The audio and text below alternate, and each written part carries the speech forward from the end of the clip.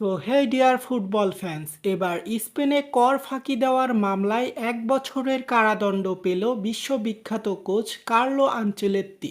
গত বুধবার ৯ জুলাই স্পেনের আদালত ২০১৮ সালের কর ফাঁকির অভিযোগে দোষী সাব্যস্ত করেছে এই ইতালিয়ান কোচকে। বর্তমান ব্রাজিলের এই কোচকে কারাদণ্ডের পাশাপাশি তাকে গুনতে হবে প্রায় ৩,৮৬,০০০ অর্থদণ্ড।